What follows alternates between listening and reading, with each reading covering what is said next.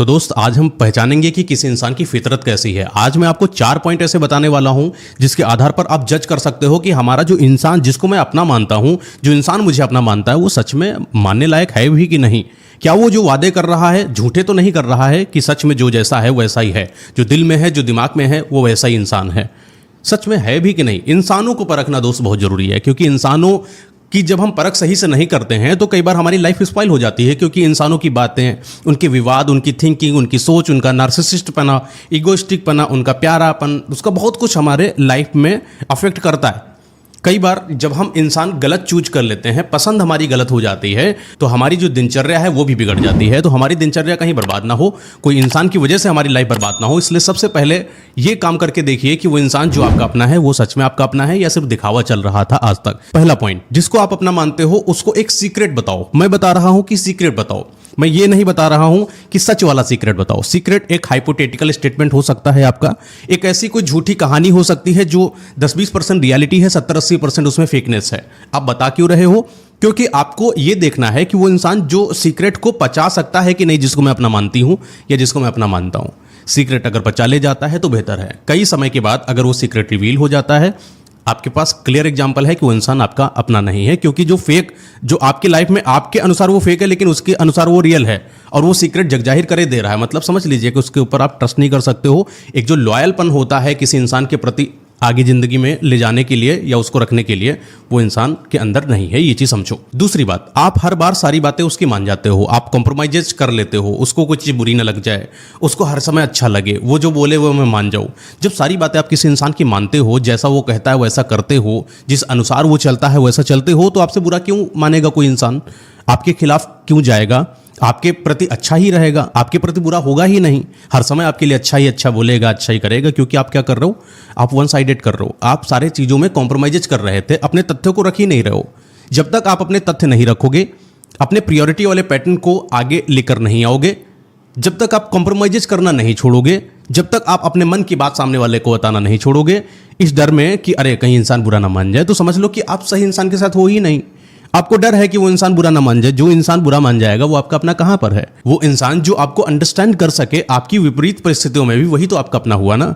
जब भी आपको अंडरस्टैंड करना हो, समझना हो कि वो इंसान आपका अपना है कि नहीं, अपने तथ्य रखना शुरू करो, अपनी प्रायोरिटीज बताना शुरू करो, कॉम्प्रोमाइजेज करना थोड़ा सा बंद कर दो, जो मन में है वो दिल की बातें बताना शुरू करो। अगर वो इंसान आपके दिली इच्छा पर विवाद करता है, गुस्सा करता है, तो समझ लीजिए कि वो अपना असली रूप दिखा रहा है, जो अभी कई दिनों से छुपा हुआ था। वो आपको पता चल रहा है। आपको पता करना बहुत जरूरी है कि वो इंसान, असली रूप उस इंसान का कैसा है, और ये पता तभी चलेगा जब आप भैया कॉम्प्रोमाइज करना बंद करोगे। तीसरा पॉइंट, आजकल इंसानों ने अपने रिश्ते को बिजनेस जैसा बना दिया है कि सपोज डेट कोई बिजनेसमैन है, उसके पास कोई ग्राहक आया, उसने पैसा दिया, उसने वो चीज सर्विस उसको दी। ऐसा ही आजकल रिश्तों के साथ है कि अगर आप उसके लिए कर रहे हो तो वो कर रहा है, आप कॉल कर रहे हो, मैसेज कर रहे हो तो वो पलटवार कर रहा है। हर समय पर आप ही पहले कर रहे हो, कोई चीज फैसिलिटी उसको दे रहे हो, कोई पैसा दे रहे हो, लेकर जा रहे हो, घुमाने चले जा रहे हो, हर चीज आप कर रहे हो पहले, तो वो कर रहा है। कई बार क्या होता है कि जब आप एफर्ट लगाना बंद कर दोगे तो देखोगे कि सामने वाला अपना असली रंग दिखाएगा और एफर्ट लगाना बंद कर देगा। जब इंसान एफर्ट लगाना बंद कर दे तो समझ लो कि ये रिश्ता तो वन वे चल रहा था ना, सिर्फ आपकी तरफ से। आप कर रहे हो तो चलेगा। हमेशा याद रखना कि गिव एंड टेक बेटर है, कोई बात नहीं, लेकिन हमेशा गिव कर रहे हो तभी कोई चीज आ रही है, दे रहे हो तभी मिल रहा है, ये भी अच्छा नहीं है। कई बार आपकी परिस्थिति आपकी जिंदगी में ऐसी हो सकती है कि आप उस कंडीशन में नहीं होगे कि आप कुछ कर सको उस इंसान के लिए, तब वो इंसान आपको छोड़कर चला जाएगा और उसके मन में आएगा अरे ये तो करता ही नहीं मेरे लिए, ये तो ऐसा इंसान, ये तो ऐसा, और वो छोड़ देगा। हमेशा बीच बीच में चीज़ों की रुकावट बहुत जरूरी है। कभी कभी आपका जो इफर्ट है वो ना लगाना भी बेहतर होता है। कभी कभी वो सर्विसेज जो आप अभी तक प्रोवाइड करा रहे थे वो चीज़ें ना देना भी बेहतर है, इसलिए कि हम किसी इंसान को पहचान पाएं कि वो बुरे वक्त में मेरे साथ है कि नहीं, कि सिर्फ अच्छे वक्त को देखकर मेरे साथ वक्त गुजार रहा था। पॉइंट नंबर 4, एक दुख दिखाओ और वो दुख इनडायरेक्ट होना चाहिए। इनडायरेक्ट मतलब आप कुछ ऐसी चीज उसको बता रहे हो कि मैं बड़ा दुखी हूं, मैं उस वजह से परेशान हूं, मैं ऐसी कंडीशन में हूं। आप हेल्प नहीं मांग रहे हो, सिर्फ अपना दुख बता रहे हो। आप गौर करना, जो इंसान आपका अपना होगा वो आपको उस दुख से निकालने के लिए पीछे पड़ जाएगा। कैसे भी करके वो दुख से निकाल कर ही रहेगा आपको।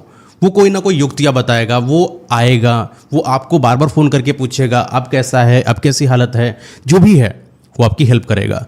लेकिन जो आपका सच्चा नहीं होगा, जैसे ही वो देखेगा कि आपके आसपास दुख है, कोशिश करेगा कि वो कटेगा। आप उसको फ़ोन करोगे दुख की घड़ी में, जब फ़ोन करोगे वो बोलेगा अरे थोड़ा मैं भी बाहर हूँ, थोड़ा मैं भी काम में बिजी हूँ, क्योंकि उसको भी पता है कि इस दुख की घड़ी में ये इंसान है, कहीं मदद ना मांग दे, कहीं पैसा ही ना मांग दे, कहीं साथ में चलने के लिए ही ना बोल दे। जो इंसान आपका अपना होगा ना, वो इंसान हर समय आपके लिए तैयार रहेगा। जो इंसान अपना नहीं है वो बहाने बनाएगा और आपके दुख में हर समय खड़ा नहीं रहेगा। ये कुछ ऐसी चीज़ें हैं जिनके बिहाफ पर आप जज कर सकते हो किसी इंसान को कि वो रिश्ते में रहने के लिए लायक है कि नहीं, वो पार्टनर बनने के लायक है कि नहीं, वो अपना सच्चा रिश्तेदार, अपना सच्चा दोस्त या अपना सच्चा हितैषी है कि नहीं।